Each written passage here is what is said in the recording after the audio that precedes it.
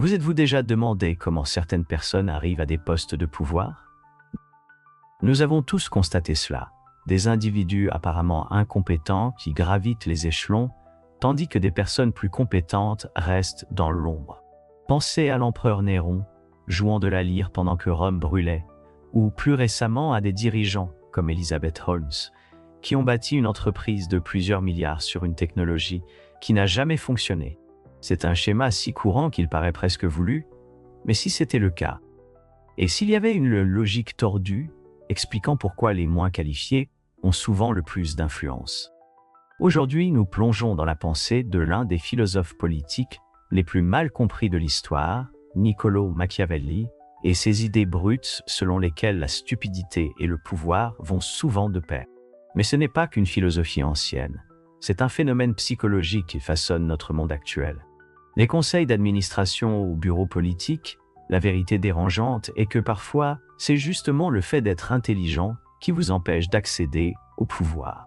Comprendre ce paradoxe pourrait être la clé pour démasquer les forces manipulatrices qui opèrent dans notre société et peut-être même vous aider à tracer votre propre voie vers l'influence. Au XVIe siècle, à Florence, exilé de la vie politique qu'il chérissait, Niccolò Machiavelli a écrit ce qui allait devenir l'un des traités politiques les plus controversés de l'histoire, Le Prince. Contrairement aux philosophes idéalistes qui l'ont précédé, Machiavelli ne se préoccupait pas de la manière dont les dirigeants devraient agir dans un monde parfait. Il s'est concentré sur le fonctionnement réel du pouvoir. Tout le monde voit ce que vous paraissez être. Peu expérimentent ce que vous êtes vraiment. Cette phrase saisit l'essence de la pensée de Machiavelli. Il comprenait que la perception compte souvent plus que la réalité quand il s'agit d'acquérir et de conserver le pouvoir. Et c'est ici que se trouve le premier indice de notre paradoxe. Paraître compétent est souvent plus important qu'être réellement compétent. Machiavelli a observé que les dirigeants qui affichent trop d'intelligence se créent souvent des ennuis. Pourquoi? Parce que l'intelligence s'accompagne généralement de traits qui peuvent devenir des obstacles dans les luttes pour le pouvoir. Des traits comme la pensée nuancée, les considérations éthiques et la conscience de soi. Imaginez ce qui se passe lorsqu'une personne véritablement intelligente entre dans une structure de pouvoir. Elle a tendance à voir la complexité là où d'autres perçoivent la simplicité. Ils reconnaissent leurs limites là où d'autres font des promesses excessives. Ils se remettent en question là où d'autres affichent une confiance inébranlable. Dans des contextes où l'affirmation audacieuse prime sur la réflexion approfondie, ces qualités intellectuelles deviennent des obstacles. Observez le contraste entre quelqu'un comme Socrate, qui remettait tout en question, et a finalement été condamné à mort par la démocratie athénienne, et les leaders populistes, à travers l'histoire, qui sont arrivés au pouvoir en offrant des certitudes simples et absolues. La célèbre sagesse de Socrate, « Je sais que je ne sais rien », en a fait un géant philosophique, mais un échec politique.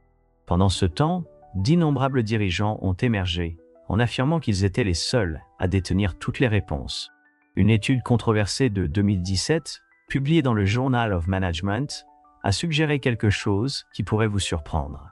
Au-delà de ce seuil, une intelligence supplémentaire devient en réalité un frein à l'émergence du leadership. Les chercheurs ont avancé que les personnes exceptionnellement intelligentes ont du mal à se connecter et à influencer ceux qui ne peuvent pas suivre leur raisonnement complexe. Réfléchissez-y, être trop intelligent pourrait en réalité vous empêcher d'accéder à des postes de leadership dès le départ. Que vous adhériez ou non à cette étude, elle nous invite à revoir quel type d'intelligence aide réellement une personne à acquérir du pouvoir. Mais l'intelligence brute n'est pas le seul facteur à considérer. Si l'intelligence peut parfois constituer un handicap dans les jeux de pouvoir, quelles qualités permettent réellement de gravir les échelons? Cela nous conduit à un principe psychologique qui explique pourquoi nous suivons si souvent les mauvaises personnes. Avez-vous déjà remarqué que la voix la plus forte dans la pièce devient souvent la plus influente, peu importe ce qu'elle dit? Ce phénomène puise profondément dans notre constitution psychologique. Dans les années 1990, les psychologues David Dunning et Justin Kruger ont identifié ce qu'on appelle aujourd'hui l'effet Dunning-Kruger. Ce biais cognitif survient lorsque des personnes peu informées surestiment nettement leurs compétences, tandis que les véritables experts tendent à sous-estimer les leurs, conscients de tout ce qu'ils ignorent. L'ignorant croit être sage, mais l'homme sage sait qu'il est ignorant. Shakespeare a exprimé ce principe bien des siècles avant que la psychologie lui donne un nom, mais Machiavel l'aurait aussitôt reconnu comme une vérité fondamentale des dynamiques du pouvoir. Des recherches récentes confirment que ce biais se manifeste dans le domaine du leadership.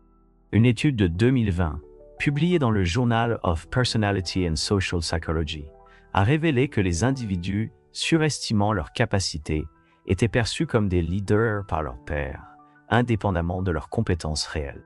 L'apparence de certitude s'avérait plus persuasive que l'expertise démontrée. Prenons l'exemple de figures telles que George Armstrong Custer, dont la confiance absolue a conduit à des décisions militaires désastreuses, tout en lui valant des promotions rapides et des suiveurs dévoués. Ou regardons l'industrie technologique, où les fondateurs qui s'expriment en véritables visionnaires obtiennent souvent d'importants financements au détriment d'entrepreneurs plus mesurés et expérimentés. Adam Neumann, de WeWork, illustre bien ce phénomène. Malgré un modèle commercial fragile, sa confiance inébranlable lui a permis d'attirer des milliards d'investissements ainsi qu'un suivi quasi sectaire. Ce schéma se répète à l'échelle mondiale. Masayoshi Son de SoftBank, au Japon, a perdu 70 milliards de dollars sur des investissements ratés, tout en conservant la confiance des investisseurs, grâce à la seule force de sa personnalité. Les oligarques russes sont apparus non pas grâce à leurs compétences, mais grâce à leurs relations et à leur confiance manifestée durant la privatisation post-soviétique. Singapour, en revanche, a mis en place des garde-fous spécifiquement conçus pour empêcher que la confiance l'emporte sur la compétence dans la sélection des dirigeants. En 2012, des chercheurs de Stanford et de l'Université de Houston ont découvert que le narcissisme, et non la compétence, pouvait être le meilleur prédicteur de l'émergence d'un leader dans des groupes non structurés.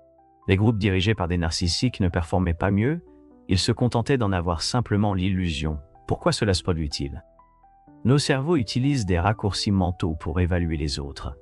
La confiance est un signal de compétence, et la capacité à prendre des décisions suggère une clarté de pensée. Ces raccourcis ont bien servi nos ancêtres dans des environnements simples, mais deviennent problématiques dans notre monde moderne complexe, où la véritable expertise implique souvent de reconnaître l'incertitude. Cette illusion de confiance explique comment des individus incompétents peuvent initialement accéder au pouvoir. Mais il existe une facette encore plus insidieuse, un mécanisme qui les aide à consolider leur position au sein de toute l'organisation. Machiavel a observé un point crucial concernant les structures de pouvoir. Les leaders incompétents ont tendance à s'entourer de subordonnés encore moins compétents. Dans Le Prince, Machiavel a écrit « La première méthode pour évaluer l'intelligence d'un dirigeant est de regarder les hommes qui l'entourent ». Ce que Machiavel voulait dire, c'est que les dirigeants faibles choisissent intentionnellement des subordonnés moins compétents afin de ne jamais être menacés dans leur autorité. Cela crée un effet en cascade, où l'incompétence devient institutionnalisée. Le docteur Totoma Kamuro Premusek, psychologue organisationnel, décrit cela comme une menace pour la compétence. Les leaders manquant de confiance se sentent menacés par des membres d'équipes compétents, qui pourraient révéler leurs faiblesses ou même les remplacer. Au lieu de choisir selon le talent, ils privilégient la loyauté et des personnalités non menaçantes. Imaginez cela comme une sécheresse de compétences qui se propage depuis le leadership central. À la cour de l'empereur Commode, des administrateurs compétents ont été systématiquement remplacés par des flatteurs et des amuseurs, accélérant ainsi le déclin de Rome. Dans le système politique contemporain du Brésil, au centre, cette dynamique s'institutionnalise, où des responsables politiques incompétents accèdent à des postes grâce à des réseaux personnels plutôt qu'au mérite. Des pays africains comme le Zimbabwe, sous les derniers règnes de Mugabe, ont vu un remplacement systématique d'administrateurs compétents par des alliés fidèles, provoquant des conséquences économiques désastreuses. Cela crée ce que les scientifiques organisationnels appellent l'homophilie, la tendance des individus à s'entourer de semblables. Dans les structures de pouvoir, cela signifie que des dirigeants incompétents forment des îlots d'incompétence autour d'eux, à l'écart des points de vue divergents et des critiques constructives. Demandez-vous, avez-vous déjà travaillé dans une organisation où poser des questions était mal vu, ou soulever des préoccupations était perçu comme un manque d'esprit d'équipe. Ce sont là des symptômes concrètement illustrés de cet effet de réseau. Pourtant, malgré toutes ces connaissances, nous continuons à être attirés par des dirigeants qui offrent des réponses simplistes. Cette vulnérabilité explique pourquoi l'incompétence perdure malgré nos meilleures intentions. Pourquoi choisissons-nous souvent des leaders qui proposent des solutions simples à des problèmes complexes? La réponse tient à la psychologie cognitive et à notre besoin fondamental de certitude dans un monde incertain. Les véritables experts comprennent les limites de leur savoir. Ils reconnaissent la complexité et admettent les compromis. Mais ces qualités intellectuelles peuvent être profondément insatisfaisantes pour nos besoins psychologiques. La grande majorité de l'humanité se satisfait d'apparences prises pour des réalités et est souvent plus influencée par ce qui semble être que par ce qui est véritablement. Lorsque Machiavel a écrit ces mots, il a révélé un aspect fondamental de la psychologie humaine. Nous avons besoin de certitudes, même quand elles ne sont ni possibles ni réalistes. Pensons à ce qui se passe en temps de crise ou d'incertitude. Les gens se rallient rarement au leader qui dit « C'est une situation complexe, sans solution facile, qui demandera une réflexion approfondie et des compromis inévitables. » Au contraire, ils suivent la personne qui affirme avec assurance « Je peux régler ça tout seul, la solution est simple. » Observez comment les véritables scientifiques de l'environnement abordent le changement climatique avec des mises en garde prudentes, des scénarios divers et des recommandations politiques nuancées, comparées à la manière dont les figures populaires des deux camps exposent la question avec une certitude absolue. L'approche scientifique, tout en restant intellectuellement honnête, peine à rivaliser avec le confort psychologique des récits simplistes. Prenons les débats sur la santé. Les vrais experts médicaux reconnaissent les compromis complexes dans tout système, tandis que les hommages politiques proposent des solutions simplistes, promettant tout sans aucun inconvénient. Quelle approche remporte généralement l'adhésion du public? La plus simple, celle qui paraît certaine, peu importe sa faisabilité. Dans une expérience particulièrement troublante en 2017, des chercheurs de Yale ont mis en lumière un phénomène inquiétant sur notre manière de traiter l'information politique. Lorsqu'on présentait aux participants des problèmes politiques mathématiquement complexes et leurs solutions, leur capacité à interpréter correctement les données était directement influencée par le fait que les résultats concordent ou non avec leurs convictions politiques. Encore plus frappant, les participants les plus doués en mathématiques montraient le plus fort biais, se servant de leur intelligence non pour trouver la bonne réponse, mais pour justifier celle qu'ils préféraient. Les psychologues cognitifs appellent cela la fermeture cognitive, ce désir que nous avons de réponses définitives plutôt que d'une ambiguïté constante. Les études démontrent que lorsque les personnes se sentent menacées ou dans l'incertitude, leur besoin de fermeture cognitive augmente de façon spectaculaire. Elles deviennent plus réceptives à une pensée binaire et plus enclines à suivre des dirigeants autoritaires qui affichent une certitude absolue. Cela crée une dynamique dangereuse. Plus notre monde devient complexe et effrayant, plus nous sommes sensibles à la pensée simpliste et aux leaders qui l'exploitent. C'est comme une défaillance du système immunitaire psychologique. C'est précisément lorsque nous avons le plus besoin d'une pensée nuancée que nous devenons les plus vulnérables aux raccourcis intellectuels. Demandez-vous, vous êtes-vous déjà senti attiré par une explication simplement parce qu'elle était simple et catégorique, même si une part de vous sentait que la réalité était plus complexe? C'est ce mécanisme qui agit dans votre propre esprit. Bien que notre confort psychologique avec la simplicité explique en partie cette dynamique, il y a une dimension encore plus troublante à considérer, celle qui révèle pourquoi l'intelligence seule ne suffit pas à nous protéger efficacement contre le pouvoir manipulateur. C'est là que Machiavel devient vraiment dérangeant. Il suggérait que les considérations morales freinent souvent les personnes intelligentes dans les luttes pour le pouvoir. Dans ce qui est peut-être son passage le plus célèbre, il écrivait « Il est nécessaire pour un prince qui veut conserver son pouvoir d'apprendre à ne pas être bon et de savoir employer cette connaissance ou la terre selon le besoin. » Bien que les personnes intelligentes développent généralement un raisonnement moral plus complexe, cela peut en réalité limiter leur capacité à rivaliser pour le pouvoir face à ceux qui ne sont pas encombrés par de telles considérations. Dans n'importe quel environnement compétitif, celui qui est prêt à franchir les limites éthiques dispose de stratégies que ses concurrents moralement contraints n'ont pas. Il peut faire des promesses qu'il n'a aucune intention de tenir, saper ses rivaux par la tromperie, exploiter des peurs et des préjugés que d'autres refusent d'exploiter. Pensez au destin contrasté de Cicéron et de Jules César dans la Rome antique. Cicéron, brillant et intègre, a finalement perdu la lutte pour le pouvoir face à César, qui n'hésitait pas à franchir le Rubicon, au sens propre comme au figuré, en brisant les règles que ses adversaires se sentaient obligés de respecter. Dans les contextes modernes, nous voyons des candidats éthiques affronter des adversaires prêts à recourir à la tromperie et à la diffamation. Dans les milieux organisationnels, des chercheurs de l'Université de la Colombie-Britannique ont découvert que certains traits psychopathiques, comme le manque d'empathie, étaient positivement associés à une promotion rapide lorsqu'ils étaient combinés à un charme social. Ce phénomène semble transcender les frontières. De la chénue de Chine, archétype de la femme d'affaires impitoyable, jusqu'aux entreprises nordiques où, malgré une culture axée sur la collaboration, les leaders manipulateurs dépassent souvent leurs pairs plus éthiques dans la course à l'avancement. Cela crée ce que les théoriciens du jeu appellent une course vers le bas.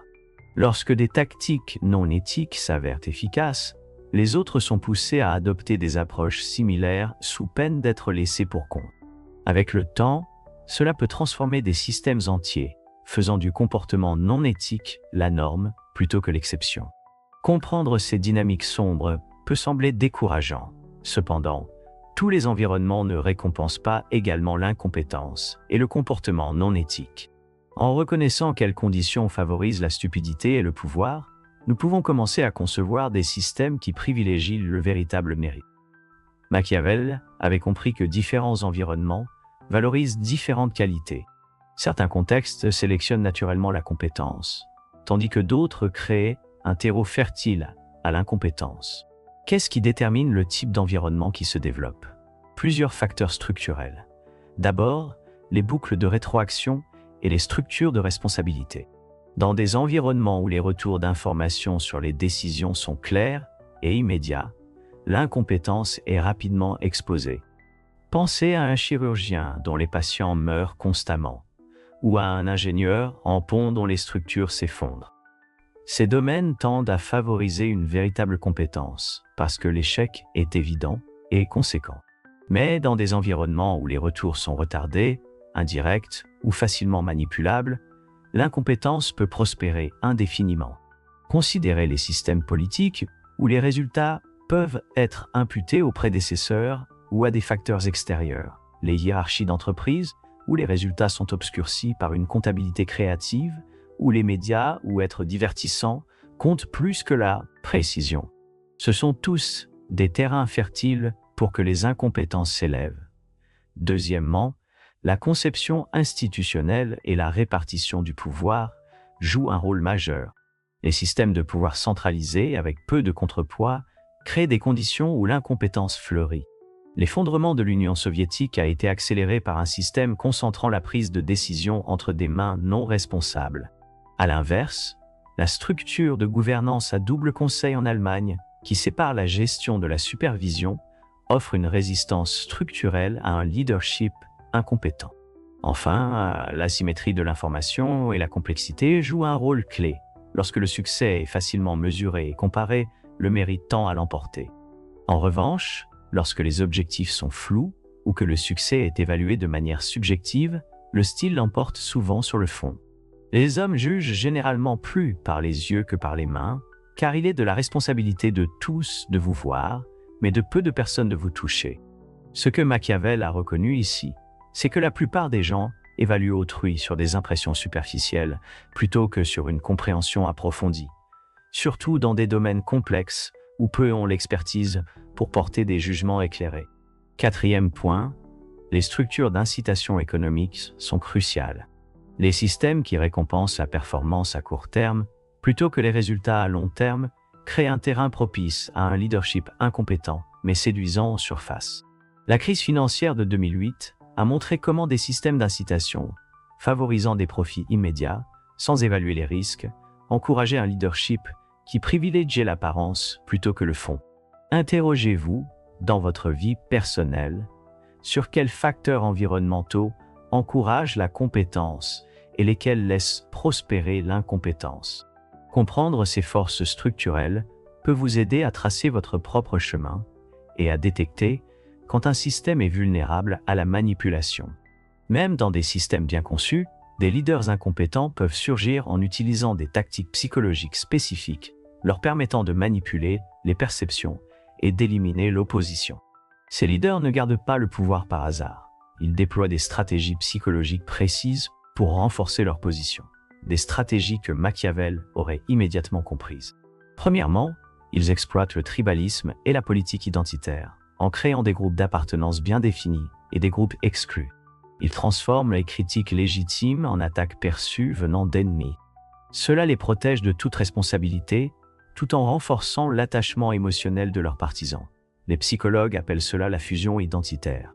Lorsqu'un leader parvient à lier son identité personnelle à celle du groupe qu'il dirige, défier ce leader revient à attaquer le groupe tout entier, et par extension, l'identité des membres.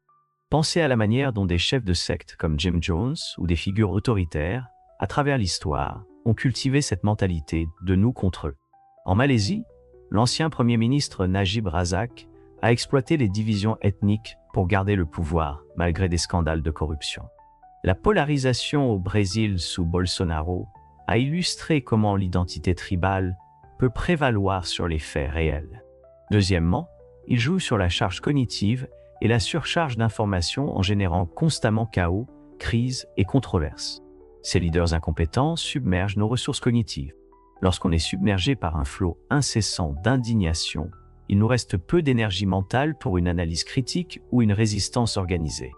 Troisièmement, ils utilisent ce que George Orwell appelait l'auto-illusion, cette capacité à entretenir simultanément des croyances contradictoires. En changeant constamment de position et en réécrivant l'histoire, il y crée un environnement où la vérité paraît subjective et où la responsabilité devient impossible à établir. La foule ordinaire est toujours attirée par les apparences, et le monde se compose principalement de cette superficialité. Quand Machiavel a écrit ces mots, il ne méprisait pas les gens ordinaires. Il reconnaissait une vulnérabilité psychologique que nous partageons tous. Notre architecture cognitive a évolué dans un monde plus simple, ce qui nous rend vulnérables à la manipulation dans des environnements informationnels complexes. Quatrièmement, ils exploitent la précarité économique et les vulnérabilités systémiques. Lorsque les individus traversent des difficultés économiques ou se sentent incertains face à leur avenir, ils deviennent plus réceptifs aux dirigeants qui promettent des solutions simplistes à des problèmes structurels complexes. Dans les régions post-industrielles du monde entier, l'anxiété économique crée un terreau fertile pour un leadership incompétent qui désigne de faux responsables au lieu d'apporter des solutions sincères. Pensez à votre propre consommation médiatique. À quelle fréquence vous surprenez-vous à courir après la dernière indignation au lieu de vous concentrer sur des enjeux plus profonds et significatifs? C'est ce principe qui est à l'œuvre. Identifier ces schémas sombres est essentiel. Mais cela ne suffit pas. Nous avons besoin de stratégies concrètes pour nous protéger, nous et nos communautés, de leur influence. À un niveau individuel, la prise de conscience est notre première ligne de défense. En comprenant les forces cachées qui influencent nos pensées, nous sommes moins susceptibles d'y succomber. Cette défense repose sur 3 pratiques essentielles. D'abord, il nous faut cultiver l'humilité intellectuelle, la capacité à reconnaître les limites de nos savoirs. Les recherches démontrent que les personnes faisant preuve d'humilité intellectuelle évaluent mieux les idées en fonction des preuves, et non en se fiant à leur confiance. L'humilité intellectuelle agit comme un système immunitaire cognitif. Elle nous aide à résister à la manipulation et aux certitudes erronées, tout comme notre système immunitaire physique nous protège des infections. Ensuite, il est nécessaire de développer la culture médiatique, la compétence à distinguer la profondeur du spectacle. Cela implique de choisir délibérément ses sources d'information, de questionner la manière dont elles sont présentées et de privilégier la qualité plutôt que la quantité. Warren Buffett a dit un jour, « Les personnes vraiment réussies disent non à presque tout. Appliquons cela à l'information. » Les penseurs avisés rejettent le bruit pour se concentrer sur la clarté et la profondeur. Troisièmement, il nous faut adopter la réflexion philosophique, la pratique consistant à prendre du recul face à la tempête quotidienne afin d'examiner des principes plus fondamentaux. Les stoïciens antiques recommandaient une réflexion quotidienne pour se prémunir contre la réactivité émotionnelle. Pour citer Bacon, l'homme sage crée plus d'opportunités qu'il n'en trouve. La réflexion nous permet de devenir des acteurs actifs dans la formation de notre environnement mental plutôt que de simples consommateurs passifs. À un niveau collectif, la conception institutionnelle est essentielle. Les systèmes peuvent être conçus pour limiter les biais, la tromperie et l'incompétence. Là encore, 3 piliers se dégagent. Premièrement, il nous faut des mécanismes solides de responsabilité, des structures qui assurent des retours honnêtes, indépendamment du charme ou du pouvoir de persuasion d'un dirigeant. Comparez une entreprise dotée d'un conseil indépendant à celle où le conseil approuve sans discussion les décisions exécutives. La crise du Boeing 737 MAX a montré ce qui arrive lorsque les préoccupations des ingénieurs sont ignorées au profit des profits. La responsabilité faisait défaut et la tragédie a suivi. Deuxièmement, les institutions doivent encourager la diversité cognitive, l'inclusion de points de vue variés dans la prise de décision. Les équipes diversifiées ne sont pas seulement socialement souhaitables, elles sont empiriquement plus efficaces. Elles remettent en question les hypothèses et réduisent les angles morts sur lesquels les groupes homogènes ont tendance à fermer les yeux. Troisièmement, nous devons garantir la transparence, des règles qui empêchent la complexité de servir de couverture à l'incompétence. Les lois sur la transparence dans le secteur public ou les déclarations de conflits d'intérêts en médecine rendent plus difficile de se cacher derrière le jargon ou le secret. L'éducation réunit ses fils. Il ne suffit pas d'enseigner des compétences techniques, il faut donner la priorité à la pensée critique et au raisonnement éthique. Athènes a fondé l'académie. Florence a cultivé les humanistes. Les grandes civilisations n'enseignent pas seulement, elles cultivent la sagesse. Alors, demandez-vous dans votre communauté, quelles protections sont en place et lesquelles font défaut? Et si nous repensions nos systèmes autour de la compétence, de l'humilité et de la vérité, quel type de monde pourrions-nous créer? En concluant cette exploration, revenons à l'homme qui l'a inspiré. Que penserait Machiavel de notre époque? Machiavel a été mal compris pendant des siècles. Il ne défendait pas les motifs sombres qu'il décrivait. Il les révélait. En comprenant comment le pouvoir fonctionne réellement, et non pas simplement comment nous aimerions qu'il fonctionne, il croyait que nous pourrions créer de meilleurs systèmes de gouvernance. Ce ne sont pas les titres qui honorent les hommes, mais les hommes qui honorent les titres. Cette remarque profonde nous rappelle que l'autorité en elle-même ne mérite aucun respect automatique. Le pouvoir doit se gagner par un usage digne, peu importe qui le détient. L'intersection entre la philosophie politique machiavélienne et la psychologie moderne dévoile des vérités inconfortables sur la nature humaine et les systèmes sociaux. Mais ces vérités difficiles sont précisément ce dont nous avons besoin si nous espérons créer de meilleurs avenirs. La voie à suivre n'est pas de faire comme si ces dynamiques n'existaient pas. Il s'agit de les comprendre assez profondément pour les dépasser. C'est concevoir des systèmes qui prennent en compte les faiblesses humaines plutôt que de les exploiter. C'est développer des pratiques personnelles qui renforcent notre résistance à la manipulation. Plus important encore, c'est reconnaître que bien que la stupidité puisse parfois prendre le pouvoir, l'intelligence, alliée à un courage moral, reste notre meilleur espoir pour créer des sociétés où le mérite compte vraiment. Quelle dynamique avez-vous remarqué dans vos propres communautés? Avez-vous vu des exemples où ces schémas se sont manifestés? Partagez vos réflexions dans les commentaires ci-dessous. Et si vous avez trouvé cette exploration utile, pensez à vous abonner et à la partager avec d'autres qui pourraient en bénéficier. Jusqu'à la prochaine fois, rappelez-vous que comprendre l'obscurité ne signifie pas lui céder, mais prendre le pouvoir de créer la lumière.